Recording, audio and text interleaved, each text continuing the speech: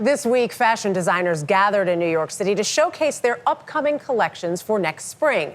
New York Fashion Week is an event that happens twice a year, highlighting the trends in the industry. But beyond the runway, there is a growing awareness of an issue that hasn't always been in the spotlight. It is called deadstock.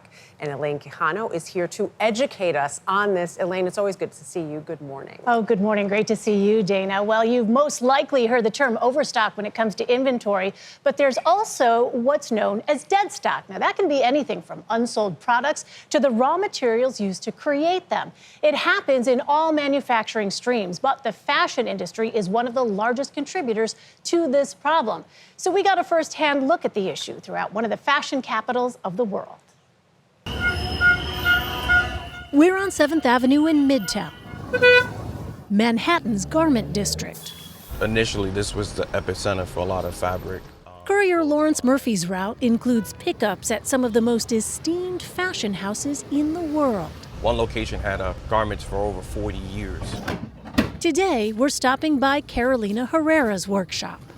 Inside, fabric is cut into patterns, sewed, and carefully pinned into place in preparation for their New York Fashion Week Spring 2025 runway show.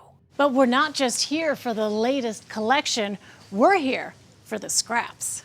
The fabric that doesn't make the final cut here gets placed inside these reusable bags and delivered to a warehouse space inside the Brooklyn Army Terminal.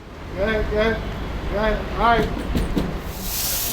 Ultimately making their way to the nonprofit Fabscrap. Fabscrap's mission is to eliminate textile waste from the pre-consumer waste stream, which means the textile waste that businesses are creating. Jessica Schreiber co-founded the nonprofit in 2016 along with Camille Tagle. Tagle used to work as a fashion designer. She left looking for a solution to the amount of waste created during the design process. Schreiber started as an intern at New York City's Department of Sanitation. So this is our public warehouse. Eventually, as head of the clothing recycling program, she noticed a need when it came to recycling textiles from businesses. Is there not a mechanism officially in place or infrastructure in place to recycle these unused materials? I was surprised too when I started to look into this problem. There hasn't really been a good collection or recycling infrastructure in place for all of these companies until we started. They're tackling an issue known as deadstock. The term has yet to be officially defined, but is understood as inventory that's unlikely to sell. Deadstock can also be unfinished goods and even raw materials. About 12% of all of the fabric created worldwide gets wasted in the design process. It's over 2 billion pounds a year that is wasted before clothing's even made, before clothing even hits stores and our closets. Each year, Fabscrap collects hundreds of thousands of pounds of deadstock throughout New York City, from brands such as Coach, Marc Jacobs, and J. Crew. Volunteers hand sort the ever-growing mounds of fabric swatches, zippers, buttons, and more. Some of that is donated to local nonprofits, while other material is shredded. It becomes insulation, carpet padding, mattress stuffing. It's used quite a bit in the automotive industry to line the inside of cars. While other material goes to Fabscrap's in-house store, where individuals can buy it at a steep discount. We are very, very close to hitting our 2 millionth pound saved from landfill, but it's really a drop in the bucket of the global textile waste problem, even the global pre-consumer textile waste problem. A problem that is indeed royally outsized. So you are Queen of Raw? I am indeed the Queen of Raw. Stephanie Benedetto is a lawyer turned deadstock data cruncher. Her textile career began at New York City's Fashion Institute of Technology. Stephanie, you used to sell small batches of deadstock here? We did. That was the original inspiration for Queen of Raw, giving everyone access to these materials. Her company, Queen of Raw, tracks deadstock all over the world and finds buyers for it.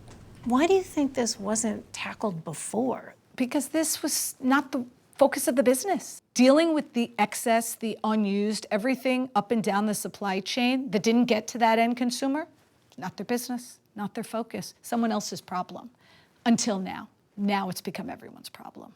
Out of the estimated 150 billion garments produced per year, Up to 30% are never sold or worn, mostly ending up in landfills or incinerated.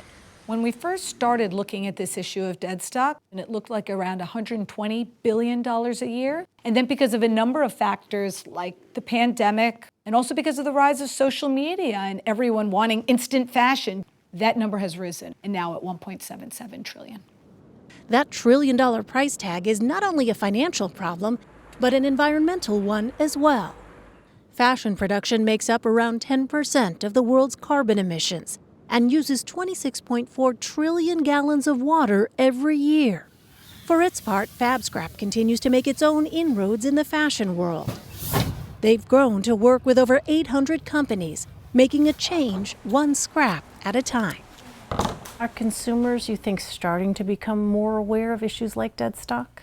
I think there's a growing awareness. Obviously, I'm in a very niche audience here where we speak to a ton of fashion students, and fashion students are very aware, and that's exciting because they are going to be the next generation of designer who can choose how the industry looks in the future. But for fashion houses like Carolina Herrera, the future is now. I play a big role in it, and I feel partially responsible. Wes Gordon is their creative director. Under his leadership, the brand has sent more than 11,000 pounds of dead stock to Fabscrap.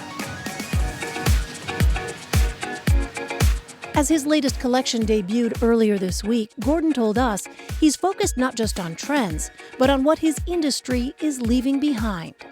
Fashion is a big culprit in waste and pollution, and everything we can do to be better, we need to do. It's not a would be nice, it's not a should do, we have to do it.